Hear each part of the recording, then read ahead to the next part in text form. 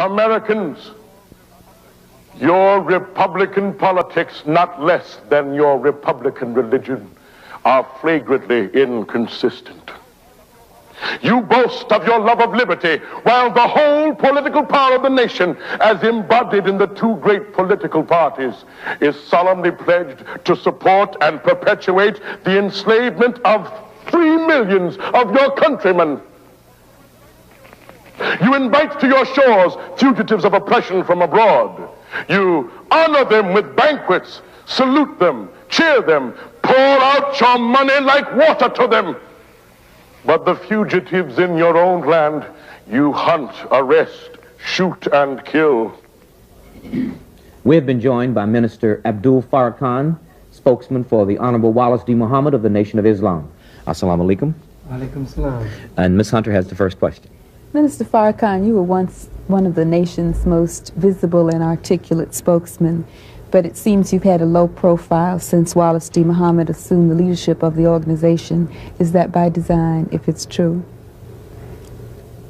Well, I think that as a spokesman for the Honorable W.D. Muhammad, as I was also a spokesman for the Honorable Elijah Muhammad, I have been very visible. In fact, since I have been under the leadership of the Honorable W.D. Muhammad, I have spoken in Central America, South America, the Caribbean, and also in Africa.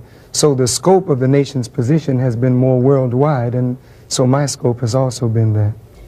You then have had to deal with many, probably explaining and articulating many of the policy changes that Mr. Muhammad has initiated, including integration. How is that being received both on the outside and inside?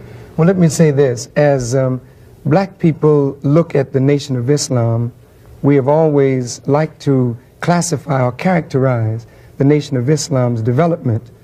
And if we look at Islam as religion, you never refer to Islam as an integrationist religion.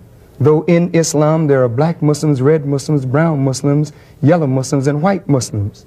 When the thrust of the Nation of Islam was to correct a sickening condition of the black mind, in that we were taught to hate our own blackness.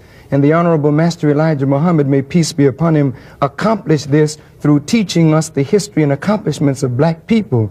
But now as we move into the broad world of Islam, then we have to learn to respect all of the components of that Nation of Islam. So you would never say that Muslims are integrationists with the connotation of integration, but we are Muslims, and every Muslim is the brother of a Muslim.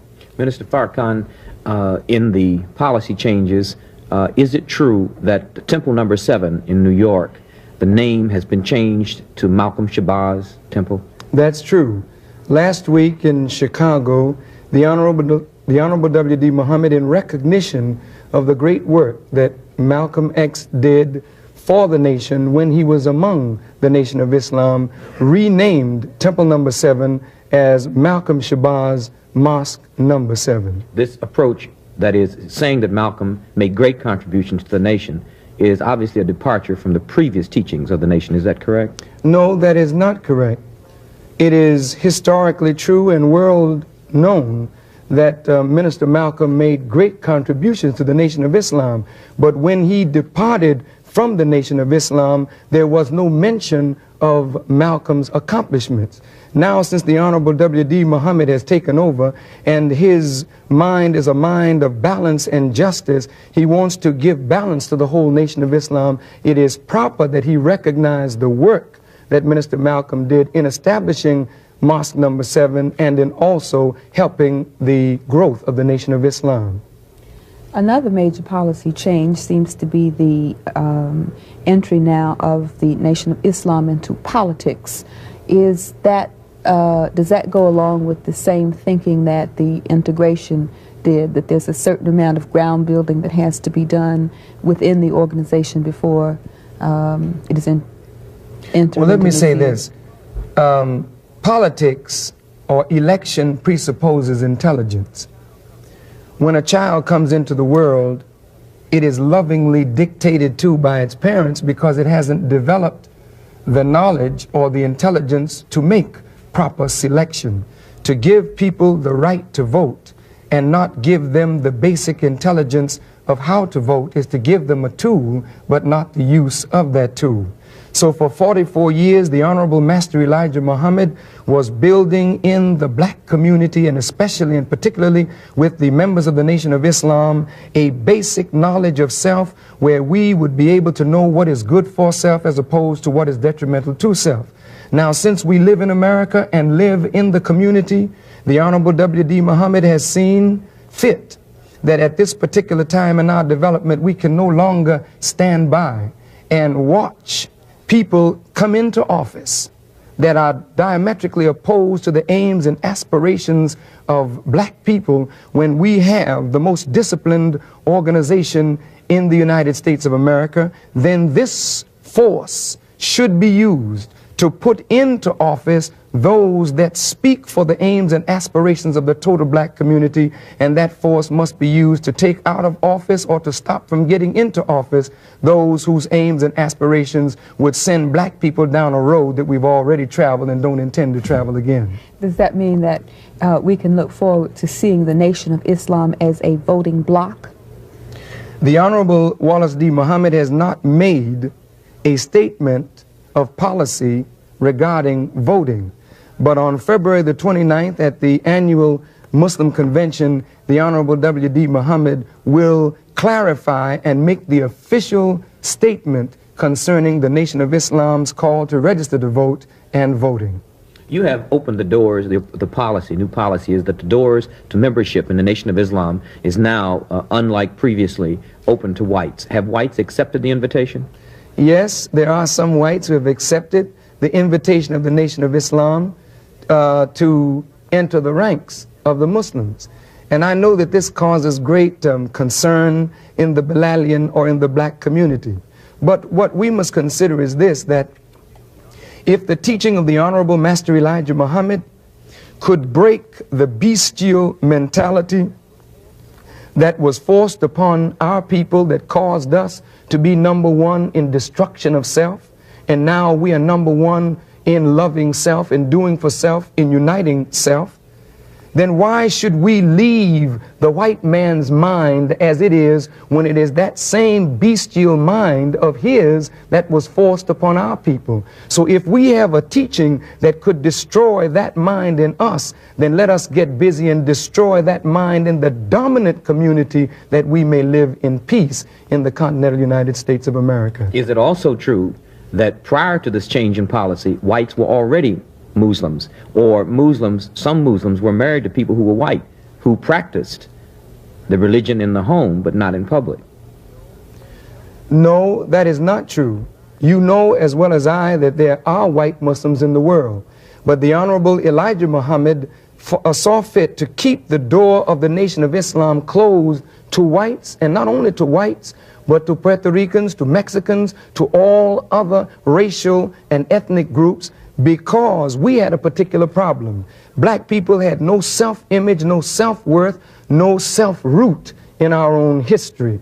So the Honorable Elijah Muhammad, after returning that history and knowledge to us, he began to open the door to Puerto Ricans, to Cubans, to Mexicans, even some Chinese Muslims, some Koreans joined the ranks of the Nation of Islam. So in the latter years, the Honorable Elijah Muhammad was moving toward this same move that the Honorable W.D. Muhammad has made. In fact, in his last speech to us, on February the 26th, 1974, there were two white Muslims sitting on the rostrum with his ministers. And he said to his followers, I tell you from the depth of my heart, I want you to learn to respect all people, and you should respect those who are trying to respect us.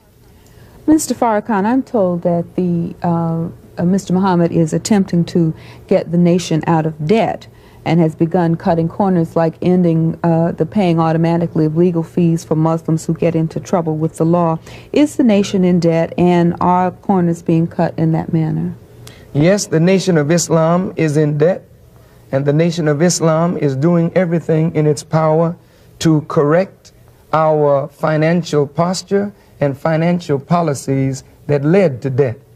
The Honorable W.D. Muhammad not only inherited a nation He inherited a problem. And in solving problems, we have to do that which is expedient and that which is necessary. And one of the things that the Honorable W.D. Muhammad has seen fit to do is to instill in the Muslim leadership a concern for living habits, a concern for monetary spending. He has cut corners and laid down guidelines that would cause us to be frugal and wise in every economic venture that we go into, so that we won't suffer the loss that we have suffered in the last 2 years. I'm told that he has stopped compelling the Muslims who would sell the newspaper to either sell or pay up, and that as a result the circulation as well as the revenues from the newspaper are down. Is that so? Well, let me say this. The Honorable W.D. Muhammad is not a man who believes in force. In fact, the Holy Quran teaches that there is no compulsion in religion. If a leader cannot motivate, stimulate, and inspire men to do, then that's a fault of the leader. But force should never be used. So when you take away force, then people who lack the ability to inspire, then the follower who needed force to do it would fall back. But now better leadership methods are being employed by the Honorable W.D. Muhammad, and the sale of the Bilalian News is now on the increase. Mr. Farrakhan, I think we have time for one more question and one more response. Inescapably, on the minds of non-Muslims, the public, there is the tendency to compare the new policies of the Honorable Wallace D. Muhammad, namely the integration, namely the adherence to the American flag, the involvement in politics, the easing of certain restrictions on female Muslims, that they are in conflict, these new policies are in conflict with the teachings of the late Honorable Elijah Muhammad.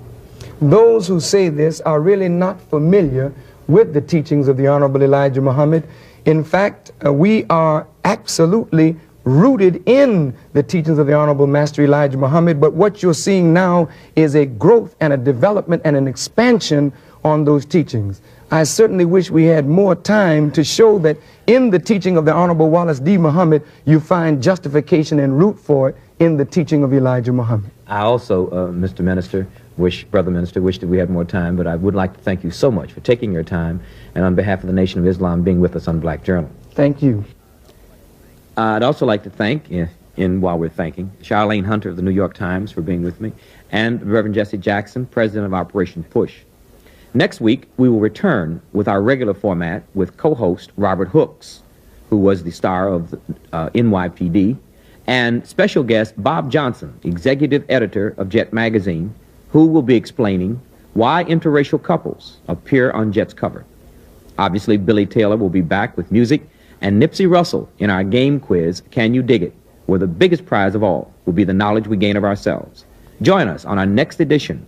Goodbye from Black Journal and our family, and God bless you.